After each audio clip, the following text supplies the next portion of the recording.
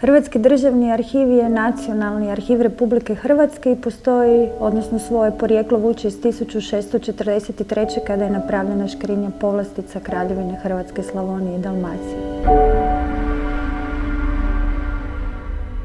U Hrvatskom državnom arhivu najviše rade arhivisti, znači najviše je kolega arhivske struke, ali oni su različitih specijalnosti, od kolega koji su stručnjaci za starije arhivsko gradivo, povjesničara, specijalista za suvremeno gradivo, kolega koji su specijalizirani za fotografije ili za audiovizualno gradivo. Znači profili i struke ljudi koji rade u arhivu su vrlo raznolike danas.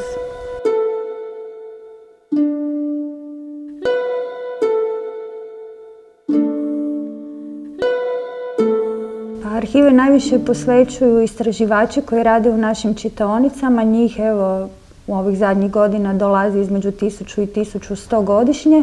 Svim korisnicima, svima onima koji žele istraživati u arhivu, arhiv je otvoren. Uz one koji osobno dolaze istraživati u arhiv imamo naravno istraživače koji pismeno ili mailom ili telefonski ili drugim putem se obraćaju arhivu. Arhinet je nacionalni arhivski informacijski sustav hrvatskih arhiva kojeg je Hrvatski državni arhiv pokrenuo krajem 2006. godine. On znači pokriva sve funkcionalnosti, odnosno u elektroničkom ili u digitalnom obliku sve ono što mi radimo. Na taj način smo uvezali i integrirali sve podatke iz naših arhiva i kod stvaratelja i imatelja gradiva. Gradivo koje se čuva u Hrvatskom državnom arhivu je arhivsko gradivo, što znači da je to gradivo koje je nastalo radom različitih državnih tijela i koje dospijeva u Hrvatski državni arhiv nakon određenih rokova čuvanja. Među arhivskim gradivom ima različitih vrsta zapisa, od pojedinačnih dokumenata, arhivskih knjiga, grafika, nacrta, plakata itd. Ukoliko je u dobrom stanju, onda se poduzimaju odgovarajuće mjere preventivne zaštite u arhivskim spremištima, dakle odgovarajući mikroklimatski uvjeti, održavanje urednosti i čistoće, pregledno slaganje arhivskog gradiva i njegovo pravilno odlaganje i pravilno korištenje. Između 24 kilometra dokumenata i miliona dokumenata koji se čuvaju u Hrvatskom državnom arhivu, znači teško je naći 3 najvažnija i to ovisi iz kojeg aspekta gledate, ali svakako su među najznačajnijima Slavonska grobovnica, Riječka krpica, najstariji zapisnik Hrvatskog sabora, evo recimo da ta škrinja privilegija. Arhiv se otvara javnosti na različite načine. Mi znači tradicionalno imamo našu izdavačku djelatnost koja ide od 1899. Objavljuje se jako puno izdanja, a u elektroničko doba i u digitalno doba trudimo se i putem naših web stranica, Facebooka, informacijskih sustava, portala, registara omogućiti dostupnost što većem broju dokumenata koji se čuvaju u arhivima i na taj način.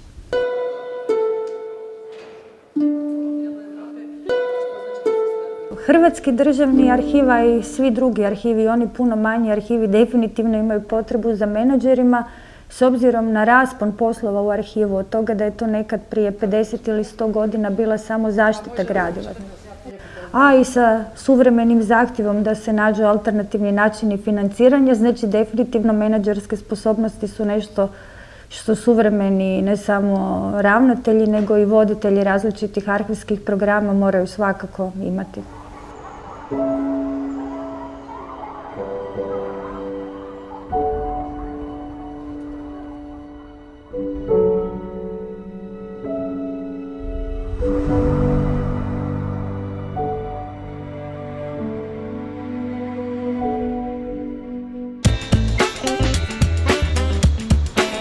Kazalište Kerembuh je jedino satiričko-komediografsko kazalište danas u Hrvatskoj, a nekada u bivšoj Jugoslaviji.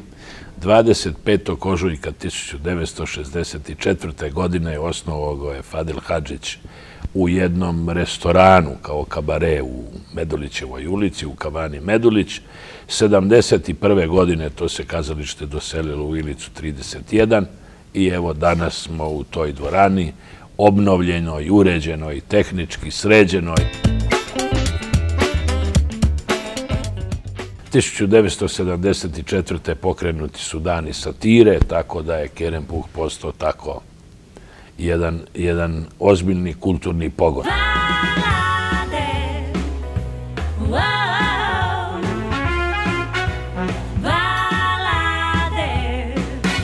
Ja sam došao na čelo kazališta 1.11.1982. na poziv tada Fadila Hadžića i glumaca kazališta, znači ne nikakve politike, nikakve partije. Odlučio sam se da probam, eto, ostao sam u povijesti hrvatskog glumišta od 1860. do danas, čovjek sa najdužim stažom u kontinuitetu. Radi se samo o nečem što se zove rad i onda rad taj iznjedri sigurno i rezultate rada.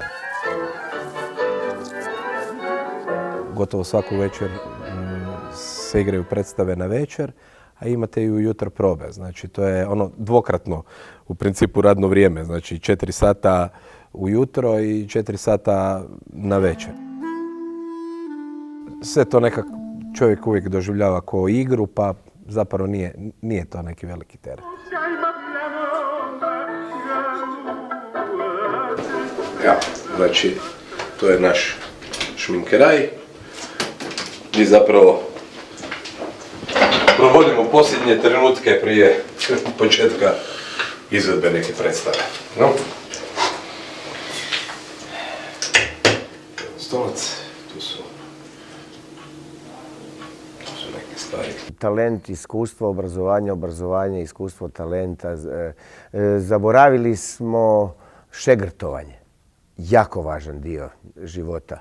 Šegrtovanje dobrim ljudima, učiteljima, profesorima. Zadnja riječ u predstavi u umjetničkom smislu je uvijek, naravno, redateljeva. Pa zadnja riječ je uvijek ravnateljova. Ali koliko redatelj mora biti dobar producent, toliko i ravnatelj mora biti kreativni umjetnik.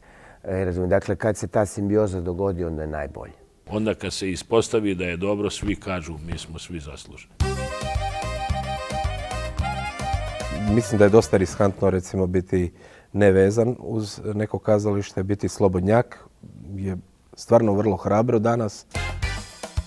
Televizija je kao možda i najjači medij od ovoga kazališta. Ali ono, kak mi se čini, puno rađe mi je biti na dobrom filmu nego na lošoj predstavi i puno mi je draže biti u dobroj predstavi nego na lošem filmu. Tako da, ovisi.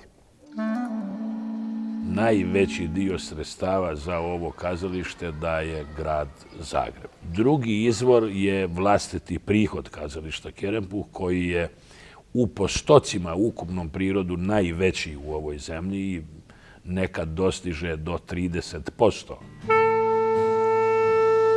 Kerempuhu se jedan totalni marketing primjenjuje pa skoro 20 godina, možda i 25 godina, a da mnogi ljudi po nekim našim drugim kulturnim institucijama razliku između propagande i marketinga nisu još ni shvatili. I tu dolazimo do one moje stare teze da je umjetnički potencijal hrvatske kulture je fantastičan na evropskoj i svjetskoj razini, a prateći aparat koju tu umjetnost prati nije ni blizu toga nivoa. U principu je važna ona the show must go on. Suvremena umjetnost za neke ljude teško je razumljiva, shvatljiva ili čak se ne usude ući u naš muzej. Neznanje ili nepoznavanje tog dijela umjetnosti jedan je osnovnih kriterija. Naš muzej osnovan je kao galerija suvremene umjetnosti 1954. godine. Mi smo u ovom novom muzeju oko 3,5 godine. Muzej posjeduje oko 12.000 dijela u različitim zbirkama, zbirci slikarstva, skulpture, filma i videa, instalacija, medijskoj zbirci, a u stalnom postavu u kojem se sada nalazimo izloženo je oko 600 dijela, dakle to je oko 5% fundusa. To je zapravo jedan muzejski prosjek. Obično muzeji u svojim stalnim postavima izlažu između 3 i 5% svojih fundusa.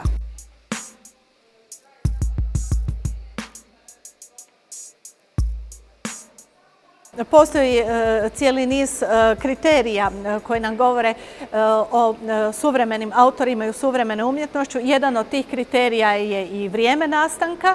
Mi u Muzeju suvremene umjetnosti sakupljamo radove nastale nakon 1950. godine do danas. Naš muzej ima oko 15.000 četvornih metara, dakle trećina muzeja posvećena je čuvanju i restauriranju muzejskih predmeta.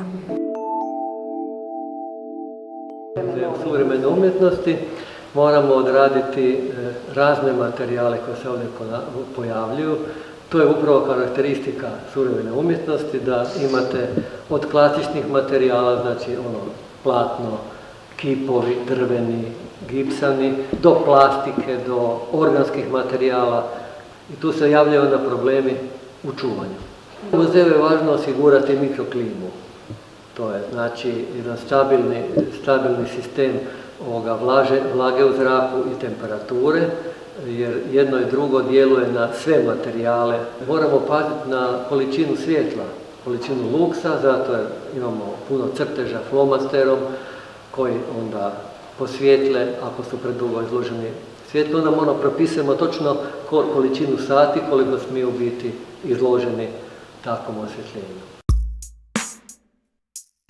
Tobogan Karstena Hellera bio je vrlo zahtjevno djelo, dakle to je radila posebna firma iz Njemačke koja se bavi takvom vrstom instalacija. Taj umjetnik je također ugledan, tako da i honorar koji je njemu plaćen bio dosta velik. Ali mi imamo i puno starijih dijela, dakle imamo prvu apstraktnu sliku iz 1922. godine, to je prva apstraktna slika u Hrvatskoj, ona nam je iznimno vrijedna. Zatim to je jedno iznimno vrijedno dijelo od Tartalje, autoportret umjetnika iz 1917. godine. Zatim tu su dijela naših egzatovaca i gorgonaša, umjetnika koje danas izlažu najveći muzeji u svijetu, poput MoMA u New Yorku, Centra Georges Pompidou u Parizu, i ta su dijela vrlo vrijedna.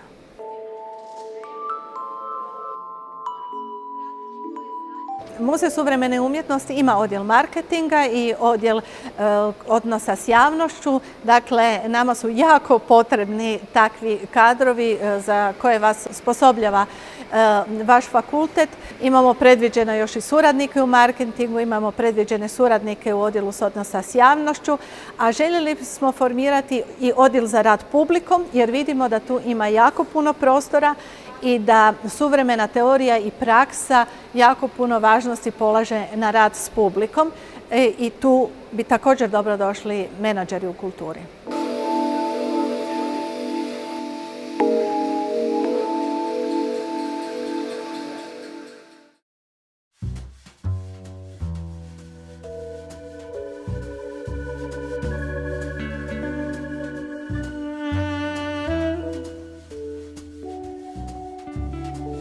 Mm-hmm.